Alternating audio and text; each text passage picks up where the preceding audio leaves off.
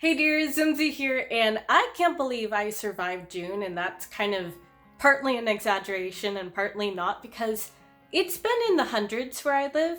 It's so hot that the power lines are melting, and my air conditioning and electricity have gone on and off, but as a flip side of that, because I'm too miserable to watch TV or use my laptop, I've been reading a lot more. So I am on a reading roll, and I think I've read like over 10 books, including novellas, and that's the most I've read since probably high school for fun, because in college I'd have to read like 1,000 to 1,500 pages ish a week, but this is for fun, reading for fun, and I'm proud of myself. And we have some disappointments and some surprises and a lot of thrillers and fantasy, so let's get into what I read for the month of June. Okay, since this is going to be a bit of a longer video, feel free to grab a drink, and like I've done in the past, I am going to break down this video via genre, so if there's a genre you like more than others, feel free to skip ahead. And for the first category, I'm going to start with thrillers, and first, we're going down the rabbit hole with Rabbits, which is a story about a game. It's almost hard to describe this book. It's crazy. It's insane and wild and fun. But the game kind of takes place across multiple platforms, the internet, the real life, TV shows.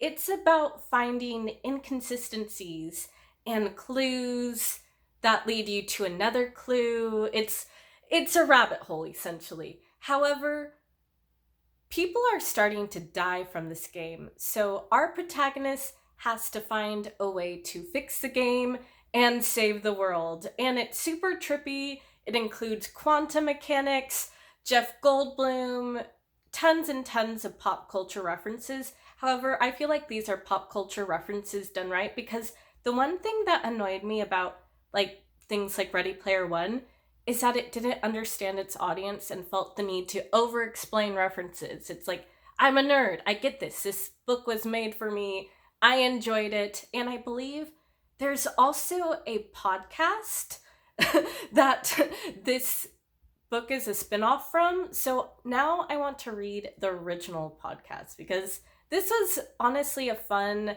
trippy sci-fi thriller. Yeah, I enjoyed it. Okay. Next, I have the book that I thought was going to be my favorite thriller of the year. It's called The Maidens, and it is by the same author as The Silent Patient. I haven't read The Silent Patient yet, but like almost unanimously in the thriller and horror community, that book got rave reviews. And I wanted to love this one, and I had high hopes for it. But I enjoyed it until the end, and I'll get a little bit into that without spoilers. So this book follows a counselor, like a psychologist, who is convinced that one of the professors on her niece's campus is a serial killer, a murderer, because girls are showing up dead. He's a charismatic professor, like all the girls on campus have crushes on him, and he has a group called the Maidens who do private study sessions from him. So he just gives off serial killer vibes, but she can't convince the police that he's the one doing it, so she takes matters into her own hands. And honestly, like, there's really good high stakes. Like, there is this one scene, I'll just say a dinner scene, that gave me Hannibal vibes, and I was enjoying like the Greek mythology Persephone myth woven into it. And I was feeling this book until the end. It like threw me for a curveball loop. And typically, I don't mind plot twists, but I feel like there has to be some sort of table setting and foreshadowing for it to work. And fortunately, the conclusion did not work for me. Yeah, honestly, I felt that was the same issue I had with The Burning Girls. It's like the ending kind of undermined the entire rest of the book for me, and it's like, what was the point? Yeah. But if you had a better experience, or you also weren't satisfied with the end of the book, let me know down in the comments below. Okay, even though The Maidens was a major letdown, there is one book that really redeemed thrillers for me, and that is Bathhouse.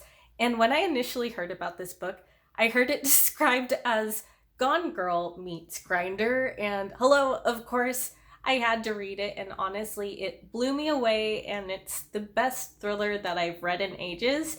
And the story follows Oliver, who is a recovering drug addict who lives with his doting neurosurgeon partner named Nathan. And they have kind of the perfect life together. They have this adorable, like, little Victorian dollhouse, and everything seems to be going well, except for Oliver. On an impulse, he kind of feels resentful that Nathan spends long hours at the OR, so he decides to go to a gay bathhouse, and he meets this hot Scandinavian guy who offers to take him into a private room. He's looking for a good time, only he does not find a good time in that room. The Scandinavian guy tries to strangle him, so Oliver barely gets away with his life.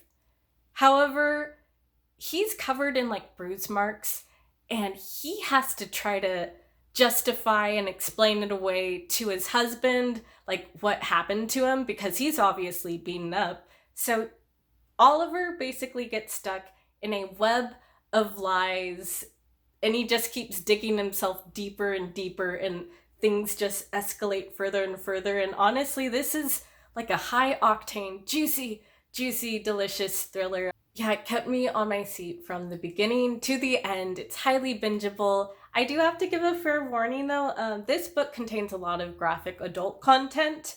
So if you're into that, this is a book for you. If you want to avoid that, then skip on this one. But I enjoyed it.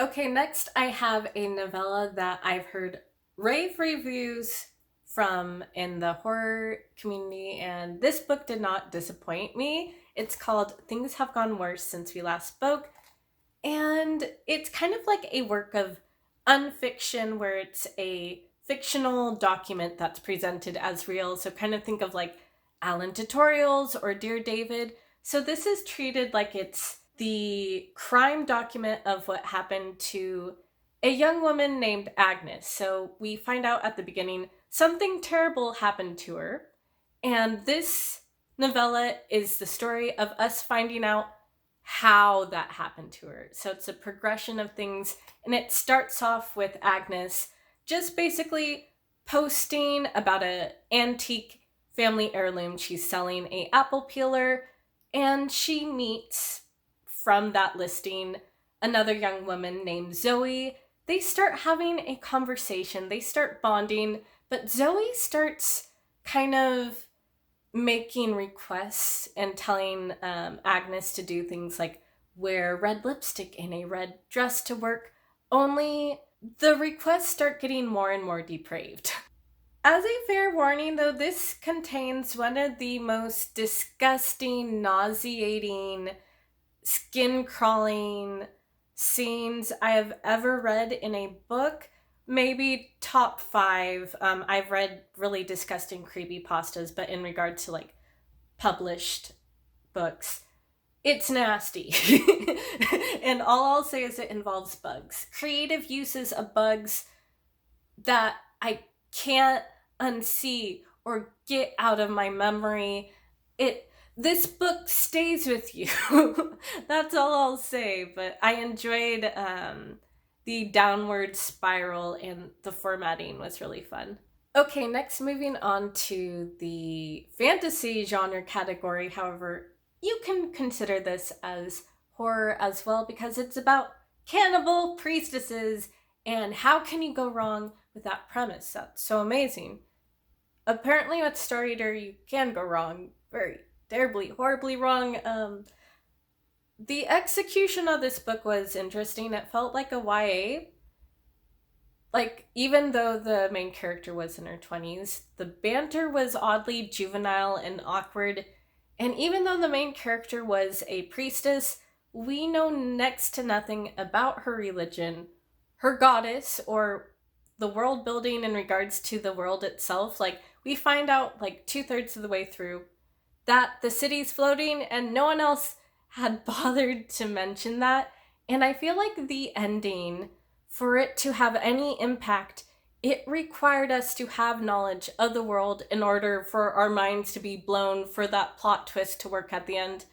But we didn't get that. So the ending did not work for me and the story did not work, which is a shame because I'm down for cannibal priestesses, but this book let me down.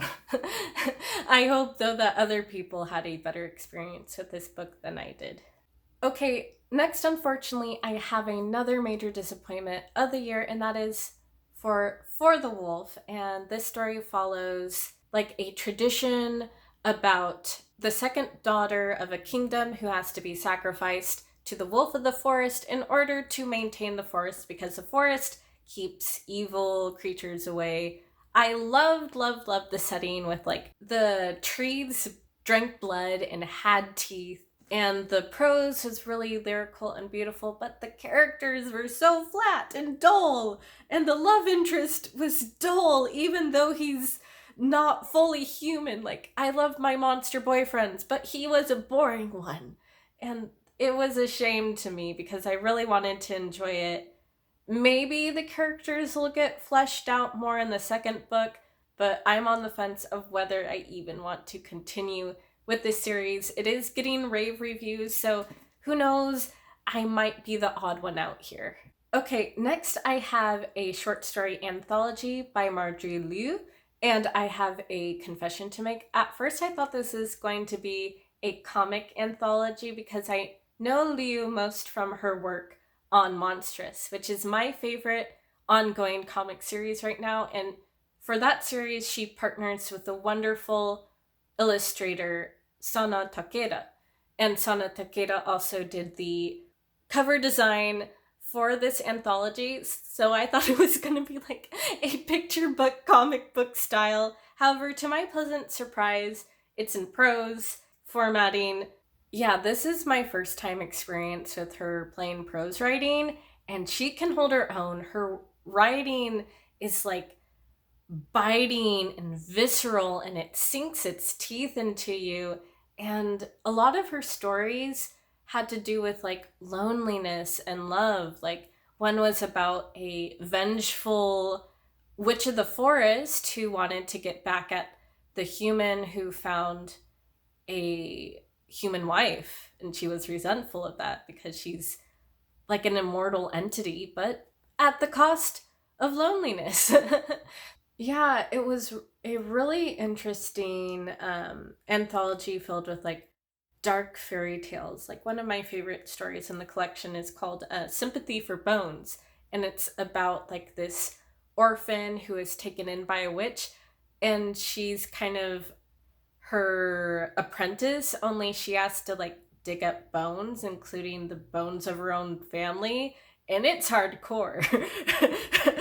So this story goes into like dark places, and it explores like a lot of powerful women and powerful people, and I enjoyed it. Okay, speaking of bones, next I have The Boneway, and when I first heard about this book, I heard it described as a sapphic retelling of Eurydice and Orpheus, and I was so down for that. And the story follows Tegan, who is slowly dying of poisoning, so her wife Cressida journeys down into the underworld to try to bargain with the Shadow Princess. So Tegan follows after her, and she has to go through various trials and obstacles to try to save both their lives. And I was wanting to root for this book so much. However, it was just really underwhelming. Like, structurally and pacing wise, it was really odd. There are really long flashbacks that cut away from the main tension, the main storyline for me. And I was just disappointed that since Tegan, she was supposed to be an inventor, I wanted her to be creative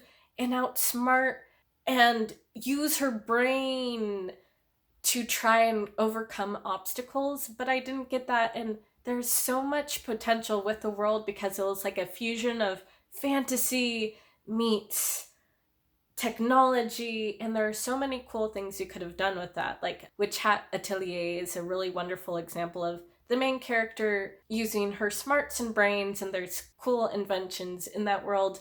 But this was just kind of a bland book that didn't explore things that I wanted to, and the characters are flat as well. So it was just kind of unremarkable to me, and I wanted to root for this book, like I said, so badly because Sapphic, Eurydice, and Orpheus, yay! And the cover is beautiful, and that's about it. Okay, next I have a bit of a genre bender that kind of straddles the lines between fantasy and sci-fi. I saw it categorized as cli-fi, which is a new term for me. I guess it means climate fiction. I'm more familiar with the term eco-fiction, but it essentially takes place in the future where there's an ice age, and in a last ditch effort to try to like maintain life on Earth, there's a ancient subspecies of human that have been revived along with a lot of prehistoric animals. So it's like we've reverted back into almost caveman times.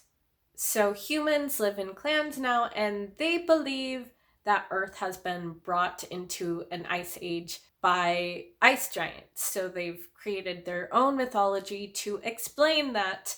And our main character is Lynx, and he is sent on a spiritual quest by his elder council. However, he meets this enigmatic man who holds a lot of knowledge of the past and tells him some like earth shattering truths. So Lynx has to kind of decide what to do with that knowledge and how it might affect the world. And yeah, the ending delivered some major truth bombs, and the story was just haunting and really conceptually cool. Pun intended! Ah, I'm so punny. But anyways, this is the first in a series, so I'm curious to see where this story will go. Okay, next we are really easing. We're not easing, we're full-blown sci-fi now, with The First Sister, which is a queer space opera, which is about two warring societies. One is highly religious, and the other believes in science. It's technologically advanced, but they hate each other, and there's three alternating storylines. One is about a mute priestess who is asked to spy on her ship captain. Then there's a assassin who is asked to assassinate his partner, and there's a lot of emotions. It's gripping. There's political intrigue that's actually intriguing. I enjoyed it. I loved it, absolutely, and I'll leave my full review link in one of these corners. I'll find out later, but in one of these corners, it'll be there. Okay, next I have a space thriller called We Have Always Been Here, and honestly, like, this book was so up my alley, and I was just pogging and I was giddy about it. But before I get ahead of myself, I should briefly explain the plot. So the story follows Dr. Grace Park, who is a psychologist who's sent aboard a survey ship to observe her crew members as they explore this strange new ice planet. And slowly, her crew members start having the same weird, paralyzing dream, and the androids aboard the ship start acquiring human-like traits. Like, one of them just starts swearing like a human, even though it's not in their programming. So Dr. Park has to find the source of the madness before she succumbs to it too, and like her whole crew dies. And this had everything I love most in sci-fi. So you have space horror, so you feel in this book the vastness and desolation of space and the beauty of it as well. And on the other hand, there's also like the claustrophobia of being aboard the ship while there's like an outbreak, like people are going insane aboard the ship. And I loved the setup so much. And it also veers into cosmic horror territory. It was mind-blowing and so satisfying, and it kind of reminded me of a cross between Prometheus from the Alien franchise and Annihilation, which is the book you never hear me shut up about. Here. If you ever, any story that reminds me of Annihilation, which is based off of Color Out of Space by Lovecraft, I'm all aboard. That's my cup of tea. That's my jam. Yeah, I loved We have always been here so much, and I want other people to experience it, and I hope you love it as much. Okay, next I have a category all on its own, and that is poetry. And I'm surprised, well, my specialty is British Romanticism, and I've read a lot of like older poetry, and I'm not so well versed in modern poetry, but when I heard the concept around this poetry collection, I just had to read it, and I am talking about Dear Azula, I Have a Crush on Danny Phantom. It is a nostalgia trip, and I do want to briefly like read the little blurb that the publisher gave me. So it describes Dear Azula, I Have a Crush on Danny Phantom as a crossover of our coming of age universes, exploring the interplay of adolescence and media. Dear Azula is a masterclass on how Generation Z sees themselves reflected on screen, how they find themselves in characters when the world does not grant them the possibility. These poems pay homage to the cartoon characters who made us the wicked love-struck people that we are. And yeah, even though I am a millennial, I still grew up with these shows like Danny Phantom, Teen Titans, Avatar: The Last Airbender. So this is like a poetry anthology that really resonated with me, and I'm surprised this hasn't been done before. Like, I read fan fiction, but it's cool to see like an exploration of our connection to the stories that we grow up with as kids. And this poetry collection also explores like the inner psychology of the characters themselves. And I think probably the poem that stood out most to me is basically Zuko addressing Iroh, which I love Uncle Iroh. Like, he is full of wisdom. He's wonderful. But I'll read just a little bit of it. So, Iroh, you taught me fire is also good for making tea. You taught me dragon's breath smells like jasmine. Bend the lightning back into the clouds. I have no use for murder. Oh, Candlewick, oh, little heartbeat. Pride is not the opposite of shame, but its source. What happens to the boys who burn ourselves down? Is that where we find our softest part? Yeah, so if you're interested in a walk down memory lane, a nostalgia trip, and a love letter to pop culture, this is a neat little poetry collection to check out. My one complaint is it's so little. I believe it's only 26 poems that are rather short, so the one thing is it's too little. It's too brief to me. It's fleeting, like tears in the rain.